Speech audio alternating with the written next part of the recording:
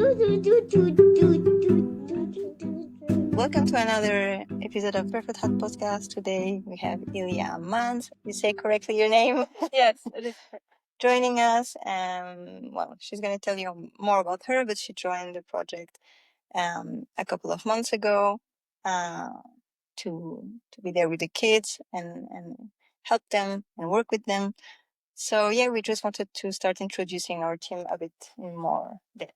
So you want to share a little bit first about your background, who you are, where you're coming from? I'm really happy to be here on this podcast and also working here. It's been a really long journey getting here, but I'm really happy I made it. Originally, I was born in Alaska and I was there until I was 14. And then after that, I moved around like a lot. And that's kind of where my journey for my passion for education began, because I was able to experience and see many different kinds of education systems. Yeah, my dad is from Chile, my mom is from Japan. So growing up in a mixed household, racially, culturally, then also both my parents being immigrants in the United States, in Alaska, out of all states, it's a very unique experience and gave me it gave me an ability to see from multiple different perspectives and from many different ways and try to see like the bigger picture. So another thing was that I have 4 siblings, so I was always around little kids. I was the oldest daughter, so I was just always taking care of my little siblings, and I always loved it. Like, I feel like they gave me such a joyful way of looking at life, like even when I was a kid too, but having to grow up and then also take care of many different things, it helped me like grow up on my own. So yeah, so after Alaska, I went to another state in the US and then another place in the US. So I bounced around public schools, and then in Japan, after that I went to Japan, I went to an international school there. So that was like my first experience in a private school. So there was my big shift from going to like a public high school with 2,000 kids to this really small school in a house with 50 kids. And it was crazy for me to see the contrast of attention to students and support as well.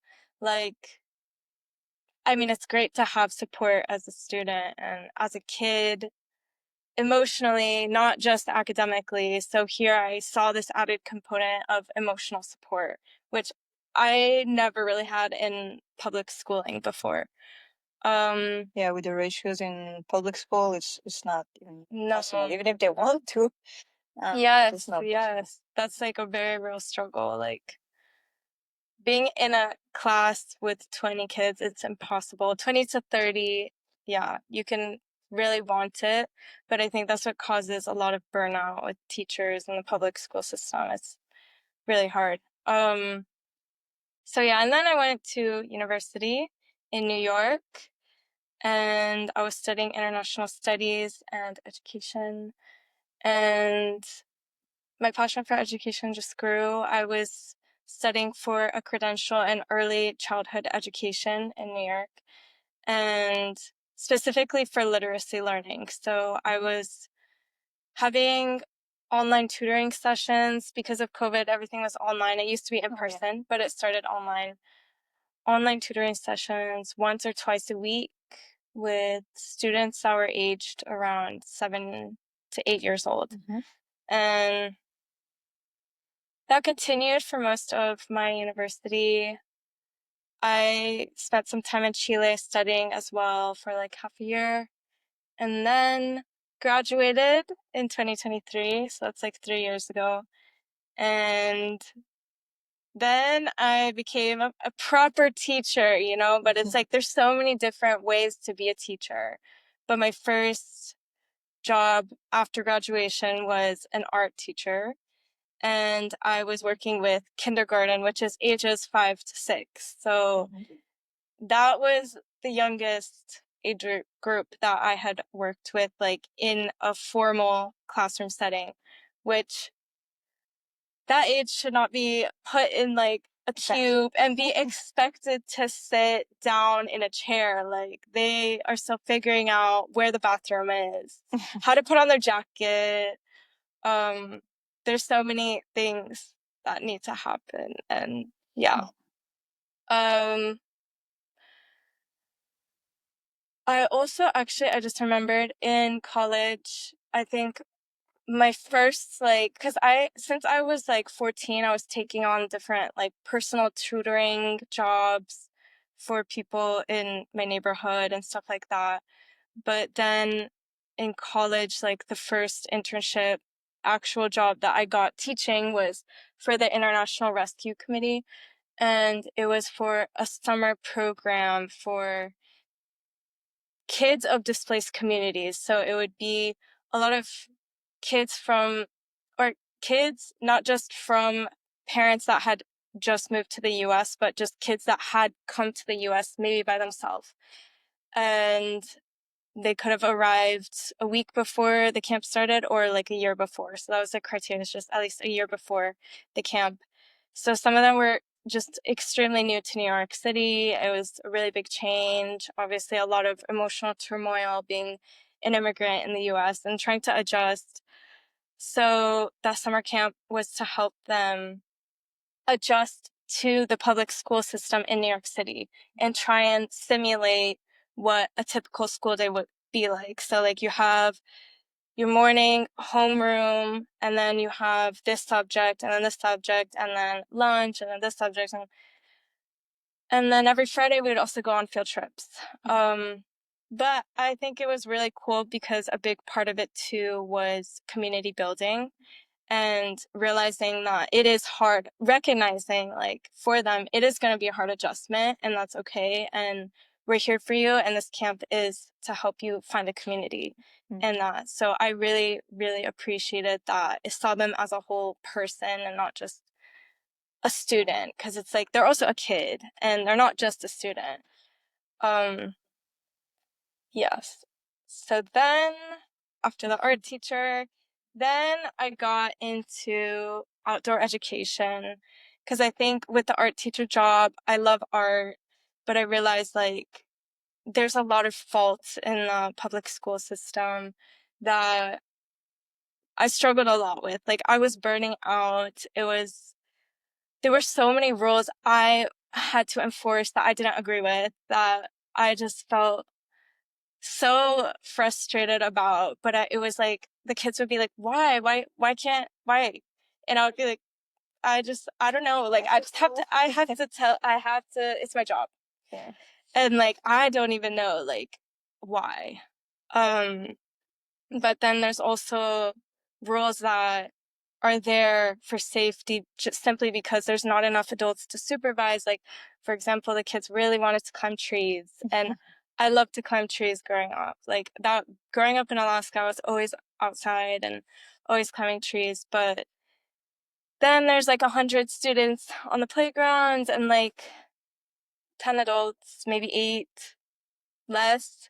And then people are like breaking arms, and it's like, then there's rules like, okay, don't go climb the trees, and then okay, don't go near the trees, and there's just more and more restrictions. It's just really hard to navigate. And yeah, so I was burning out from that. I was like, I need to be in nature. First of all, like I grew up in nature. I need to be in nature. I feel so burnt out, but I love teaching. I love education, and I want to find my place in it.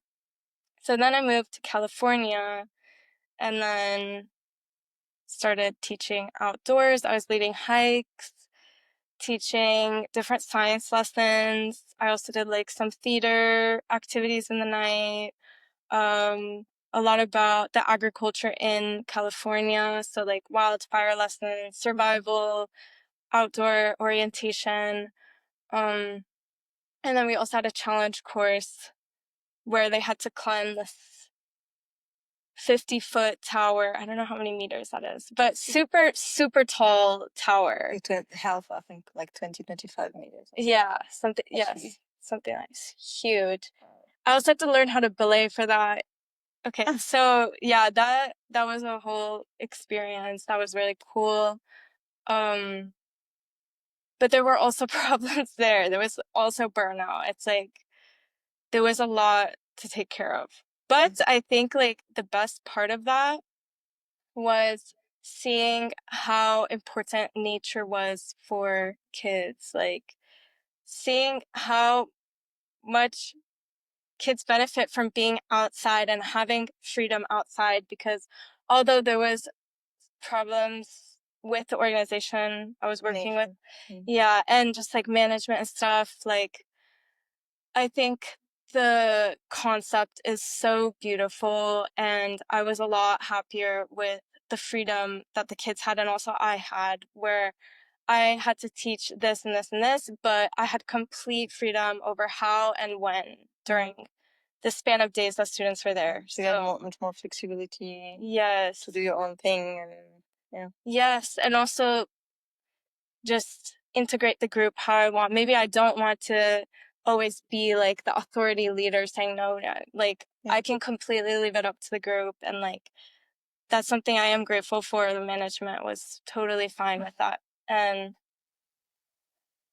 yeah, so I think there I would see like students come straight from San Francisco, like a really urban city, you know, and they had maybe never hugged a tree before. They had never sat on the dirt. And that was something that they had maybe been told is dirty, would make them sick. They came with a lot of fear to be outside. Okay. And we're not used to it. But after they would stay there for 3 to 5 days, after a few days, they were like a completely different person. Like it was so empowering to see them just lighten up as a person and come into themselves, like feel connected to nature and the outdoors, and like find a different perspective on living in the world in a human body. It's like it was really beautiful to see, and that was something I really decided was like a mission that I wanted to pursue, was like nature and education. Yeah, we're often so disconnected from nature in our daily lives and most jobs and schools and everything that we forget that we are animals, we're nature people. Yes. So that's good to get back to that. Yeah, definitely. And that's also something I became passionate about, was like the accessibility to nature. It's like what communities can access nature, what communities can't. And something that I did like about that organization I was working for was they were trying to give this opportunity to low income populations that lived in the city, didn't have transport to the mountain or maybe the beach, and or the time even, maybe didn't have the support. So then they could come and really feel connected and feel like they belonged there. Because oftentimes, at least this is a really big thing in the US, I'm not sure as much as Europe, because you guys have democratized the outdoors with like decathlon and like the gear for going outside. It's like you don't really need super expensive stuff. You could just go outside without shoes even. But in the United States, it's very consumeristic. It's a very high demand on like buying certain products to belong in a place. And so for the outdoors, it's like you need these shoes, you need this backpack, you need this hat to like properly get into nature. But like that place really taught kids that no, you don't. Like you can go with your regular van shoes and go hike, and I loved that. It was really empowering to see them be like, oh yeah, I can be this race, and I can be in nature, and you know, it's like it was really cool. And also you learn like life skills and like how to make your own like tools and stuff. Because sometimes some people go out with a lot of gear, buying special knives and special this and stuff like that. there's so much you can do and learn in nature itself. Yeah. That's Yeah. really cool. Yeah. Yeah. Yeah. And then after that, I came to Spain. I was living in Andalusia near Cadiz for the school year last year, so school year 2024 to 2025. And there I was a language assistant in a program teaching English in a secondary school. Mhm. So this was with ages 12 to 18 because I also taught the bachillerato section of the institute. And that was a really cool experience, like teaching in Spain, living in Spain. And first of all, why did you move to Spain? Why did you move to Spain? Why did you move, to Europe? yeah, that's a good question. I had many reasons. I think right after I graduated, I did like a work exchange in Tenerife, actually, at a hostel. Nothing to do with education, I just honestly wanted to get out of the United States. And see the world and just live in different country. So I was like, I found that work exchange and I really liked Tenerife and my experience there. So then I found this program in Spain because another thing was I wanted to get my Spanish a lot better. And Spain has these types of programs that are more like established if you want to come to Spain and teach. So yeah, I found one that I knew some friends were doing or had done, and then I got into that, and I was like, you know what? Let me just go to Spain. Like, yeah, yeah. And I'm really glad I did. It was really cool to see the structure of the difference of the schools, like public school systems. Like in Spain, I've realized it's a lot more fluid, open discussion with teacher and student. Not in every class, but I think on average a lot higher for like there to be an open discussion. Whereas like in the US, what I had experienced was no open discussion. It was teacher, students. Students are quiet in their chairs and writing stuff or sleeping or not paying attention or skipping school. I don't know. I mean, that still happens everywhere, I'm sure, but Yeah, definitely. yeah. But it's hard in a public school to have so many. It's impossible to take care of like 30 students at a time. So yeah, but it was a really good experience. But I missed nature. I love nature, so I missed that component. So I went back to the US for a few months, and after that program ended over the past summer, and I worked in the mountains again in California, outside in nature, doing a similar program. The first job I had outside was for ages, I want to say 10 to 18. And this one I just did now was for 5 till 10. 5 to 12 maybe, but mostly I was getting a lot more like 5 to 7-year-olds. So that was also really cool to see these little kids enjoying nature so much. And this job that I most recently worked, it was more for children that had spent a lot of time in nature. Like it wasn't their first time. They were really passionate about it. So there was more maybe like advanced lessons about animals they had already been talking about or researching. And I loved it. Yeah. But then I came back to Spain again because I missed Spain. And I was doing the same program, but here in the Valencia region at a secondary school.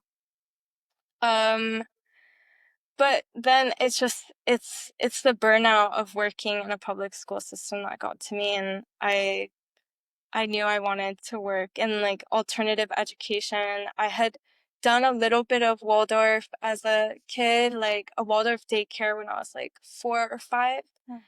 And what I remember is watercoloring and playing with like these wooden swords, and like I had a silk cape and we had nap time. That's what I remember, but I remember I was really happy. Just having the freedom and feeling like a kid, like just being able to play.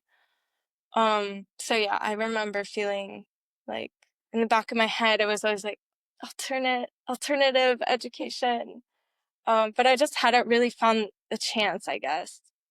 And then I stumbled upon Barefoot Hearts on Facebook, and now I'm here, and it's awesome.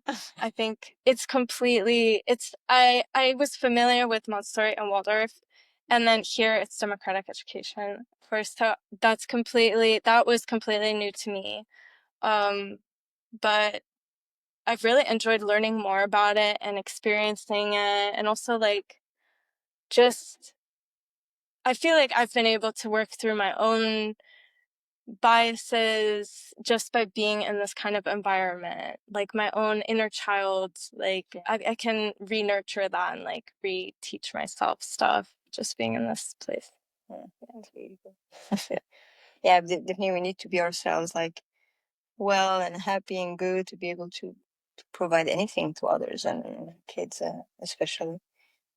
You also mentioned like because that's kind of relevant to the democratic part, that in some of the camps you were doing with all the kids, you had those like kind of meetings about um, conflict resolutions and all these things. Can you share a bit about that? You experience on that? Yeah, for sure.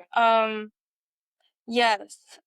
In the first outdoor education job, there was a really big emphasis on building a good group dynamic and building like a camp community in the week that they were there. So we were taught this phrase, forming, storming, norming, performing. And we ourselves as the teachers, we had 2 weeks to go through this phase ourselves as a staff. Like we were forced to get into conflict. We were forced to first have that honeymoon phase, then some conflicts happening, drama, and then norming, like, okay, debriefing the conflict, what actually happened. Like after the storm passes, people are more relaxed, like let's talk about it. And what were you feeling? What was going on? How can we prevent this?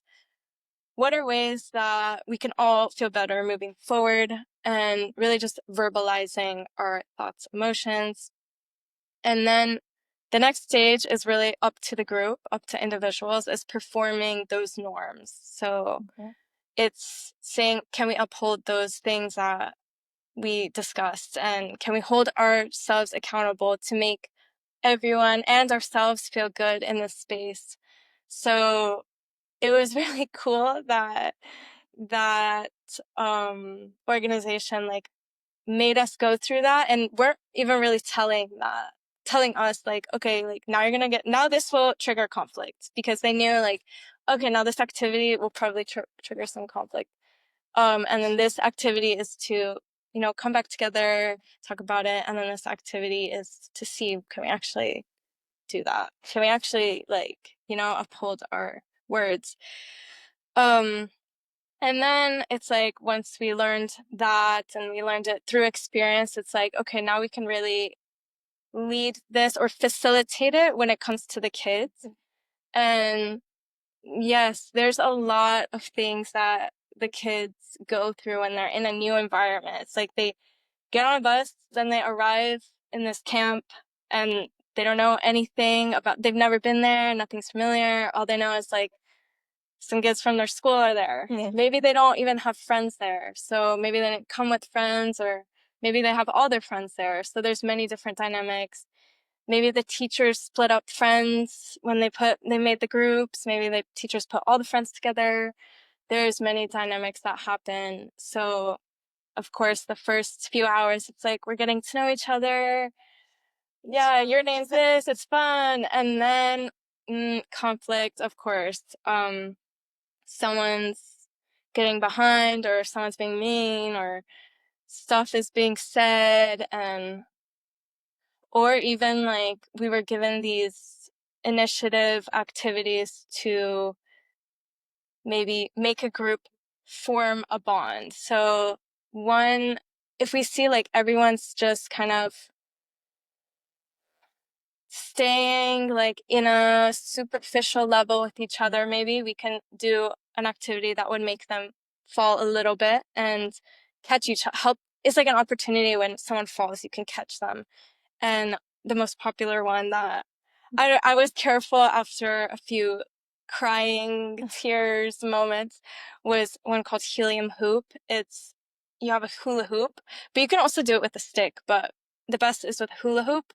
And you say, okay, your goal is to get this hula hoop to the ground as a group, but everyone has to be touching the hoop and you have to have your fingers like this.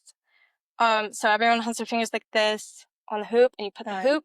Yeah, so everyone's in a circle with their fingers like this, and you put the hoop on, and it's just like physics where everyone wants to keep their finger on. So like it goes like this. The hoop just goes up, and then it's like, wait, we're supposed to get it to the ground. And then people start blaming each other, and people get frustrated, and it's like important to let them kind of figure out like, okay, how actually blaming each other isn't doing anything. Screaming actually, or like yelling at each other makes everyone more mad. And they would figure it out eventually, like, okay, if we breathe, we can actually like go down. We have to go slow, we have to go patiently. We have to just trust in each other kind of. I saw a lot of groups just get to that place on their own, like through this activity.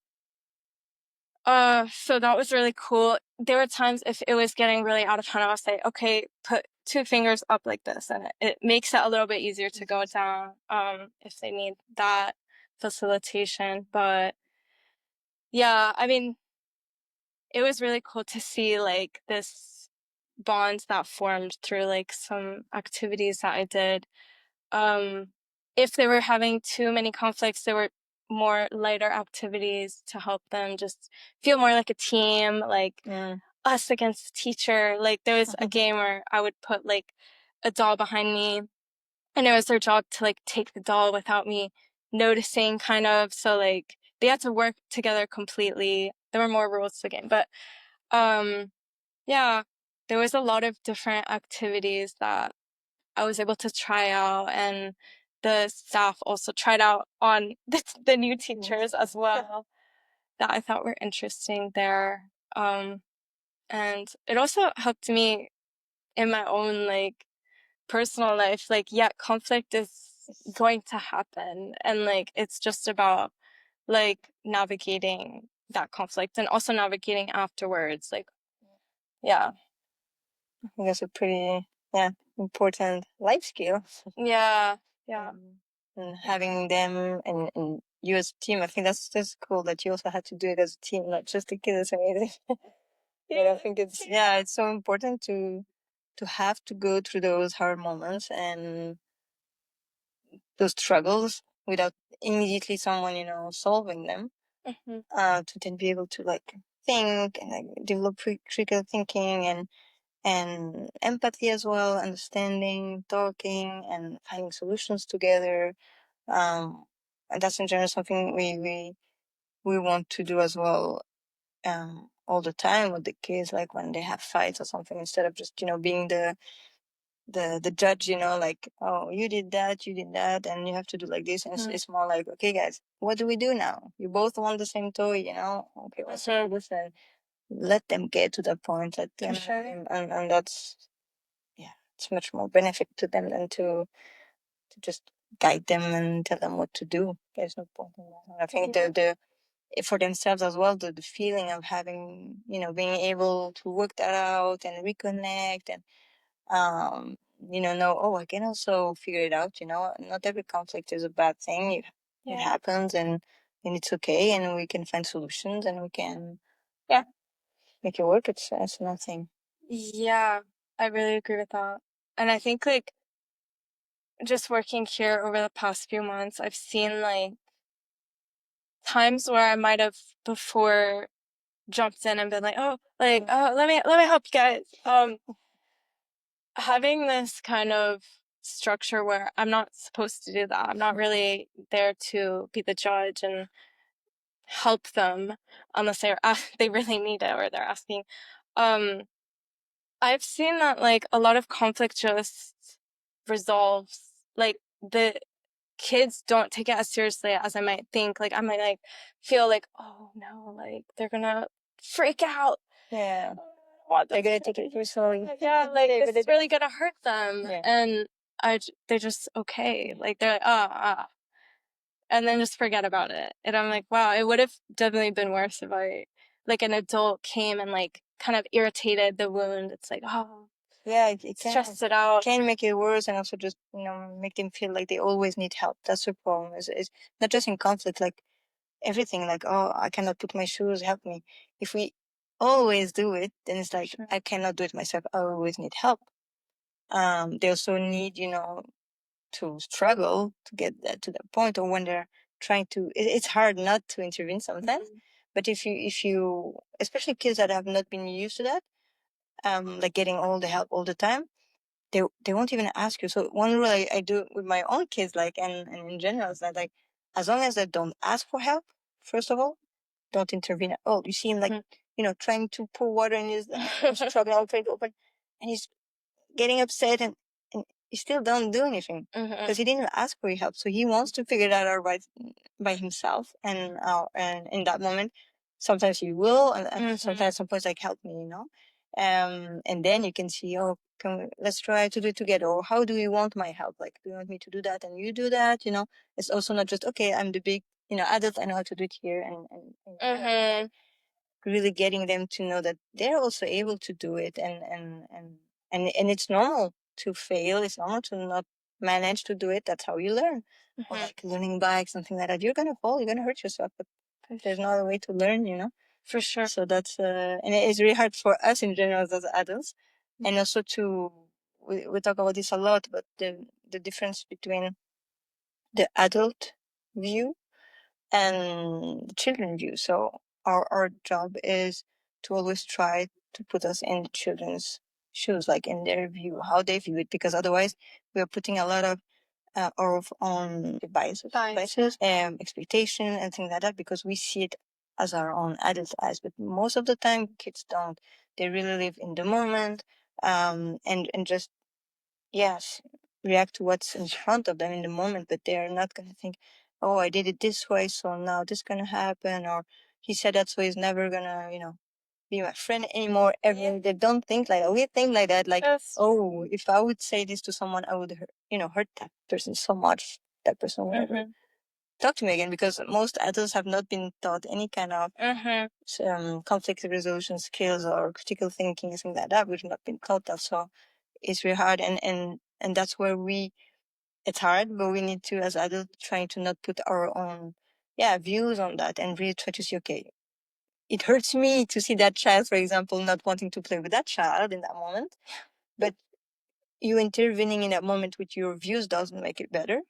And actually trying first to see if that really mattered to the kid, if he really was hurt about that, and if he was, then of course you accompany that and you talk together and stuff like that. But in most cases, and sometimes I ask you, like, are you okay that he calls you like this, or that he does that and that? He's like, yeah, I don't care, because they don't see it like we do. So stepping out of that sometimes, or trying to do it most of the time, and that's something we actually learn a lot in with the summer hill course as well, is to not put our all our luggage, or our back on our views, expectation, or thing as adults, to not put that on the kids. It's not fair.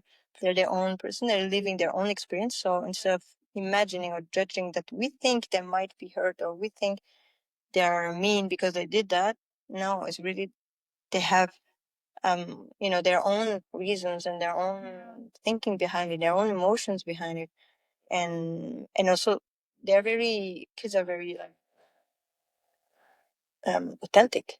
So when they cry, or they have an emotion, it's real. They're really feeling it, even if we think it's oh, we're crying for this. No, for them it's really real. And so if they're not reacting, it's the same. Like if they're not reacting, not having a big reaction to something that we were like, oh, that's gonna, then it probably means that they didn't care. Then the older they get, it's different because they are learned to also hide, not share too much because then they don't want to be different from the group or things like that. So then the older they get, it might be different, and you need to like be able to observe a lot and then talk with the kid apart. But when they're younger, they're really just authentic themselves. So if they don't make it a big deal, don't yes, as adults should not make it a big deal because that's not for them.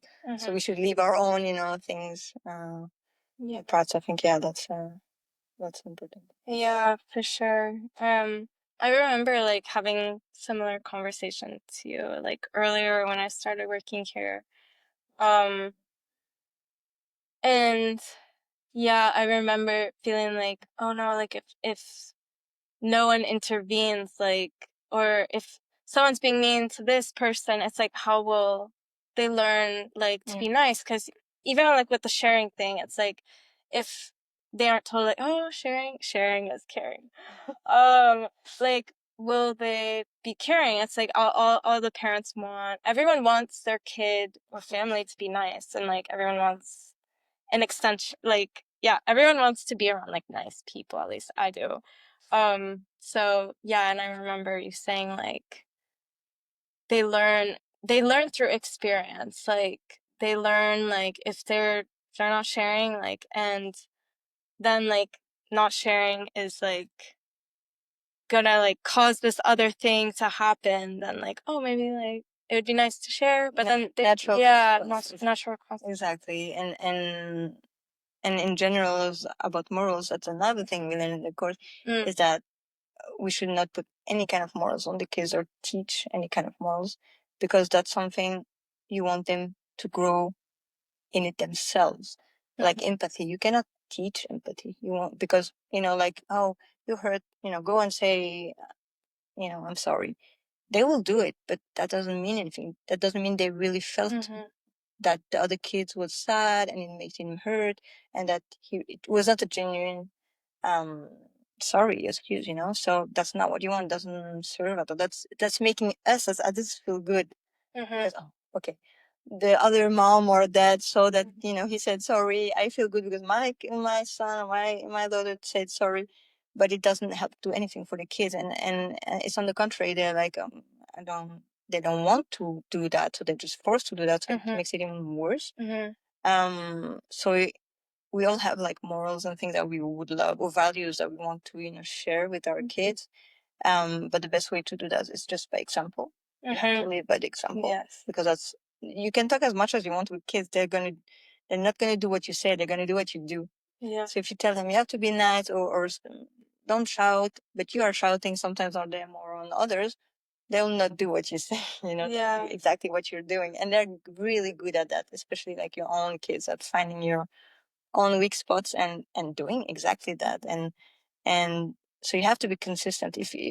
How you would love your kids to grow and the values they have, then live by those values yourself, and that's the best example. And also the basic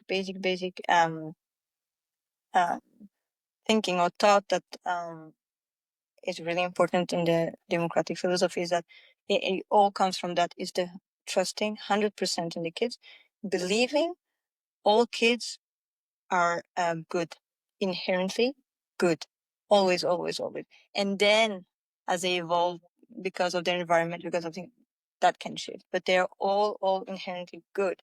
And when you see a kid like this, that you can trust them and they're always good, then you see it differently. And you see, they're not making that because they're bad kids, but in the moment they maybe had impulses, they may have something else happened before, and that's their way to express it. And so you support that, and you remember all the time they're all good. There's no mean good. So even with that empathy and all, like wanting to teach them empathy, they are going to be developing empathy themselves because they are good, naturally good. But empathy is not something in a possibility even for them in their own brain, how it's functioning, until I think it's 5 or 6. Before that, they cannot even like grasp the concept, and they are very how you say, self, Yes. self-centered, yeah. Yeah. But it's normal. It's a total normal phase of development and brain development. Yeah. So it's totally normal for them to say, I want everything and I don't Yeah. want you to have anything. And you might think, oh, wow, my God, it's, it's never going to share. It's not, no, but that's totally normal that they don't have the capacity. So we are putting so many expectations of values and morals that they cannot even comprehend because I don't even have the brain really for it.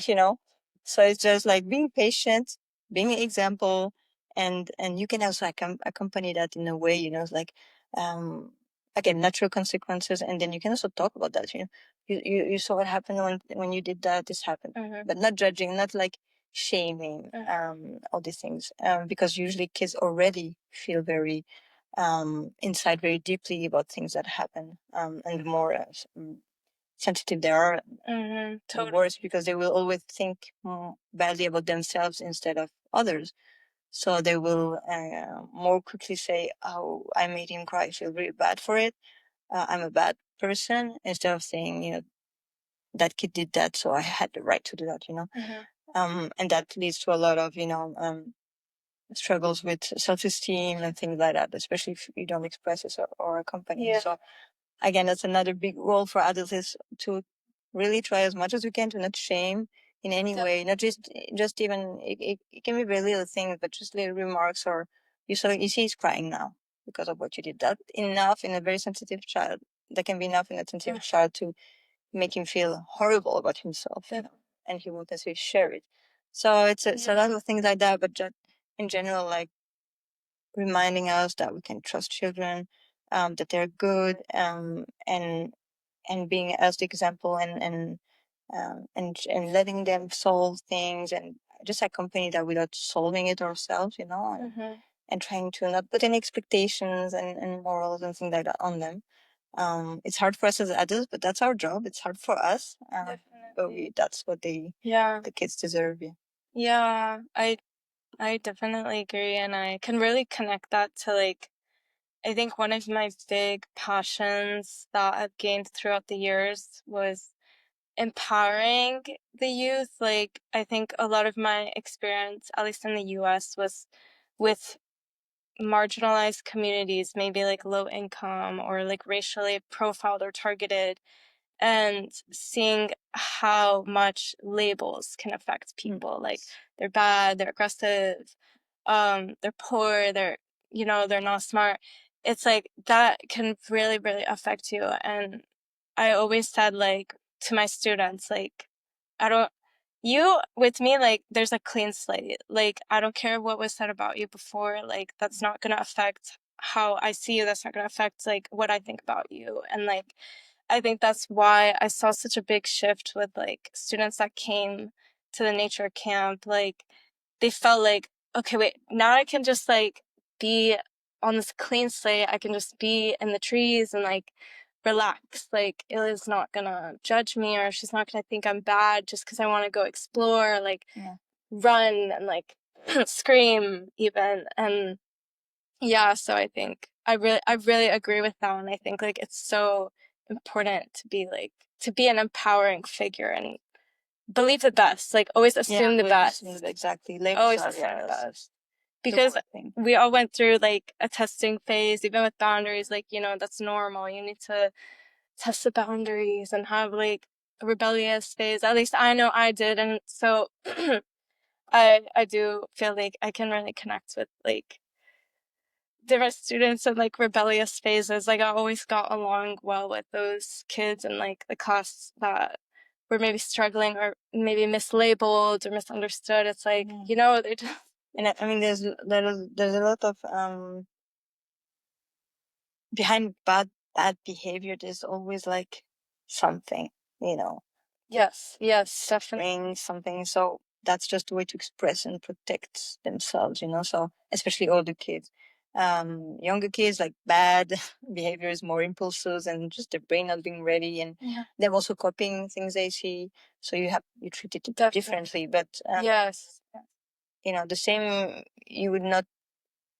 Well, it's easier with your own kids to not see them as bad with your own kids, but like that's what, in general, having that, view that, okay, maybe pause a second, think, okay, why did he do that, and could there be something else behind it, and trying to be more, in the looking out to understand, and having the vision, and labels, as you mentioned, is like one of the word things, because actually if someone keeps on putting the same label on you, you're actually going to become that, because you really start thinking that's who I am, and you're going to act that way, because anyways anybody thinks I'm a thief, so let's just be a thief.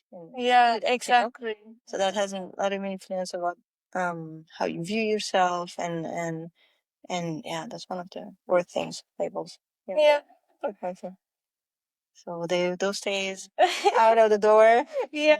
Come in, and No, it's so interesting. I even have a friend that I love her so much. Like, I went to college with her, and I think like 2 years into knowing her, she told me like when she was little, people would always say like, "Oh, you're so shy, you're so shy," and so she it just made her like not want to, like, it just made her feel like anytime she talked to someone, be like, "Oh, you're talking, like you're so," but I thought you were shy, and so she stopped talking completely. She didn't talk for years, like, and they thought she was like mute, but like she just felt like completely internalized, like, I'm shy, I'm not supposed to talk.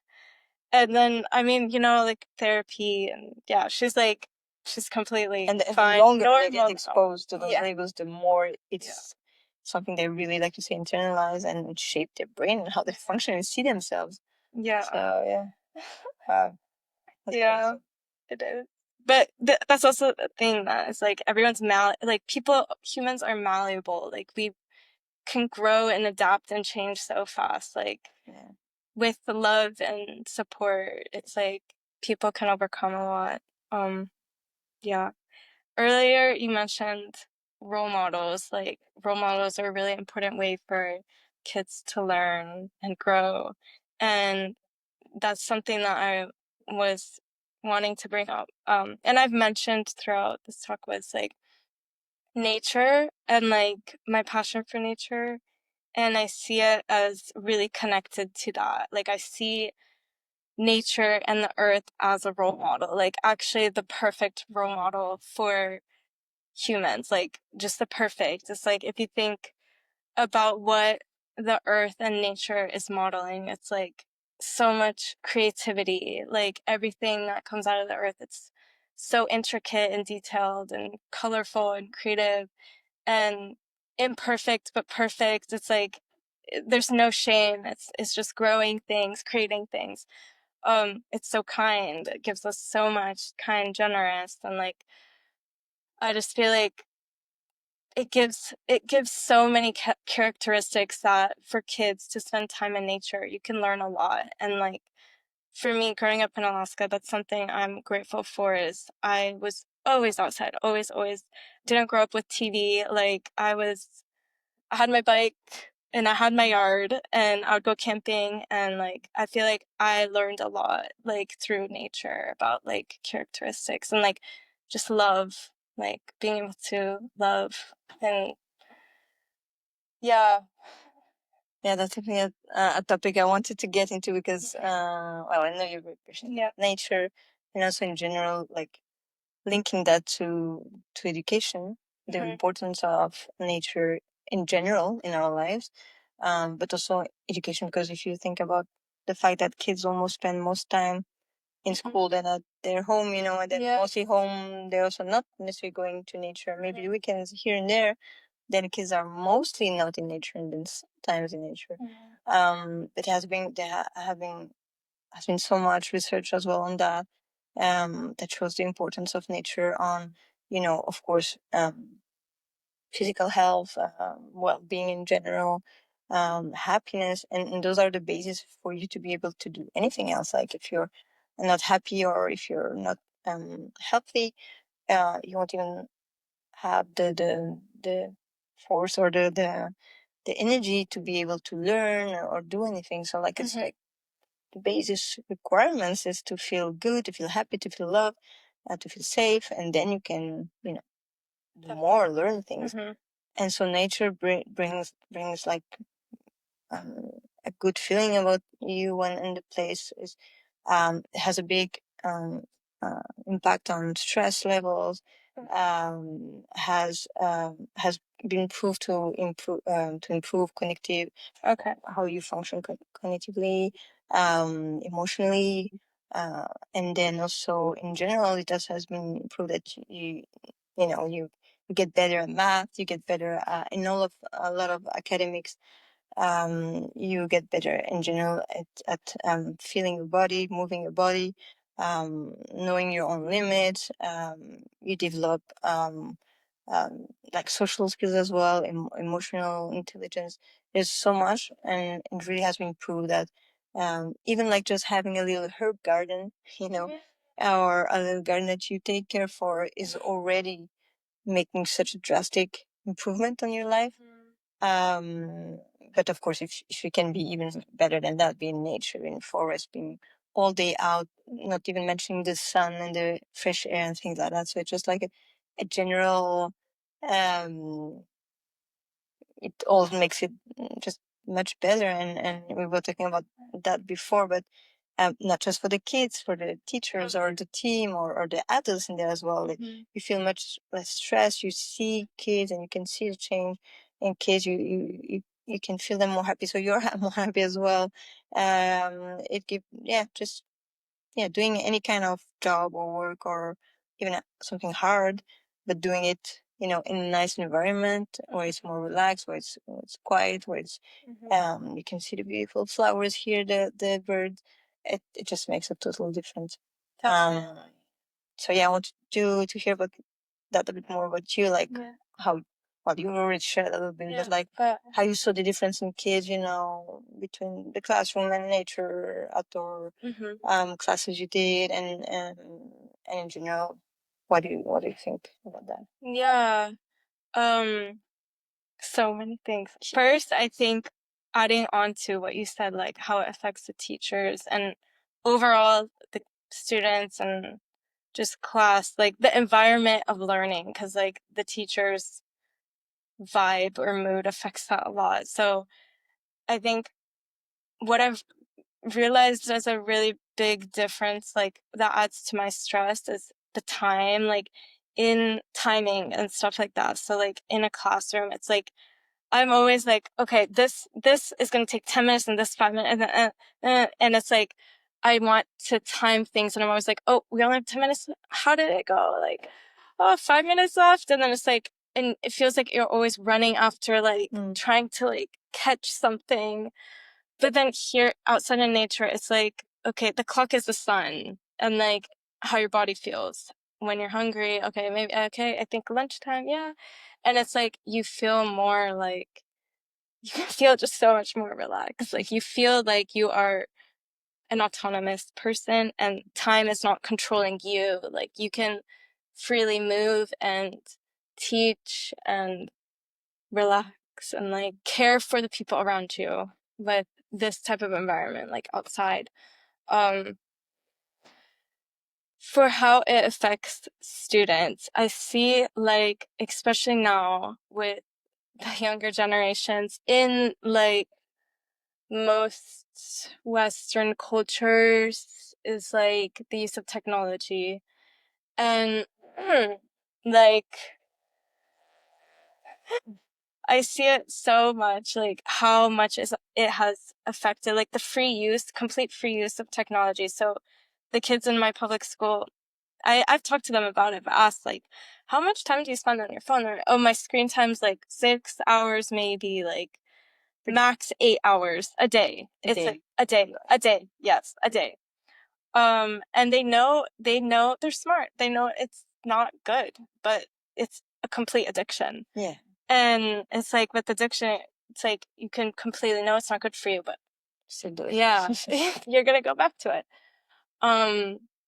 So I think, like, that's one of those behaviors. It's like you're addicted to your phone. It's like it's pointing to a lack of something, a lack of maybe connection to nature, maybe connection to yourself, maybe connection to a community. It's pointing to maybe as a society we're lacking something. And, like, I think what I've realized, like, spending time in nature and the outdoor camps is like, it was always kind of phone screens away. Like when we're outside, when we're in this camp, we're gonna get our screens off. And I saw like throughout those days, the kids even being like, wow, like it feels good to not just be staring at my screen every day. Like so much happens when you're not watching videos on TikTok or like YouTube shorts and like Instagram reels or whatever. It's like you can really just like fall and spiral into that. And I think that connects to time. It's like, how are in your life, how are you going to spend your time? And like with technology and whatever's on the internet, so many things, whatever's on there being so easily accessible, you can lose your time so fast to just spiraling. And like, it's like, okay, at the end of the day, like, where did your time go? And like, here, like just being in nature, it's like you have time in your body and in your mind. And like, if you want to do something, you can kind of make a plan. Like you can think more. It feels like you're more like conscious almost. If you don't want to do anything either, you can just sit there and like enjoy the nature. Um, but yeah, I think like a big thing is just like the time that is being lost to technology in ways, and like nature being an opportunity to reclaim your time back, like for everyone. But yeah, I think I've definitely also what you're saying about like the self-esteem. I definitely saw that. I think I was mentioning that like throughout the talk, but I remember like there was this one kid that came off the bus. Like it was so crazy. Like seeing every week the kids would come off the bus. There's always like these super big, like tough guys would come off like in their city clothes. Like I don't want to go to camp, but by the end, it's like they're the sweetest little people ever. Like what happened? And I remember this kid came and he was placed in my group, and the teacher gave me a warning, like, oh, but this kid's like super bad. Like he's always tries to start fights. So like I told him like if he gets in a fight, he's gonna go home, whatever. So I was like, okay, I'll keep my eye. But I never once treated him like he was bad or like I was expecting him to slip, like just do something. Never wanted him to feel like that. And I felt him like throughout the hikes, just feeling more like he wasn't saying as much mean stuff. Like little by little, like it's like, okay, wait, I'm not being seen as a mean person or a bad person. And like, then I don't have to fulfill that label. And oh, I can like freely move and walk around or run like as I want to. Like that helps me feel like good as a person. It's like I can fulfill these requirements for my body, and that makes me feel like safe and understood. And like so he was just like becoming just nicer and nicer, like even quieter. Like he just seemed completely at peace, just being more relaxed and quiet. And like this one hike, I think we were going really off trail. Like I was letting them like, where should we turn? I was giving them like autonomy and like, where do you want to go? Where should we do this? Where should we eat lunch? And then I realized, okay, I think we're kind of lost. I knew a generic place of where we were, but so I knew I could get them back. It was okay, but I knew we were also really off trail. And the guy that I was talking about that was like labeled as like bad kid was like, I can get us back. And I was like, yeah. And he was like, I can get us back. Like, you guys can trust me. And I was like, okay. And like, I just let him lead the group. Like, I was like, you know what? Like, I want to trust him. I want to believe him. And like, he has this like confidence now in himself. So I let him lead the group. And like, at points I was like, are we going the right way? But like, no, he got us back to the trail. And like, it was really like emotional for me too. Yeah. Like it was, I was him having this opportunity to be able to be that person that saves everyone. Yeah. Yeah. Like he needed that. And I think like he felt, it really helped him. Like camp was really good. But yeah, and he got us back. and everyone was like cheering for him. It's like, you know, it was really beautiful. And like just being in nature, it's like you can't really go wrong if you're respecting nature and like listening to it. It's like with the water, with waves, with the ocean, if you're watching the waves, if you're listening and like respecting the ocean, then that will help your life. Like you probably won't get in danger if you don't go into a dangerous wave, or if you don't go into a dangerous tide. If you're listening and respecting like how the earth moves and how the earth is, it's like that also is helping yourself. And so like him like just being able to like pay attention to where, like just kind of have more awareness of like the earth, and like this is like kind of the area we were in. He felt confident to bring us back. It's like the earth was working with him too, and building that self-esteem and confidence. Yeah. That's beautiful. Yeah. And I think that might be a good story to end it here. Yeah. Unless you wanted to share something more with. I could talk for hours. Yeah, I think this is good. Yeah. It's a really nice introduction, and a very beautiful story. Mm-hmm. Yeah, attended. Okay, well, thank you so much. We're so happy to have you here. And for anybody family that are gonna get to know you, and the kids, they're all gonna love you, I'm sure. And yeah, so thank you so much for your time for this. And yeah, thank you everybody. Bye.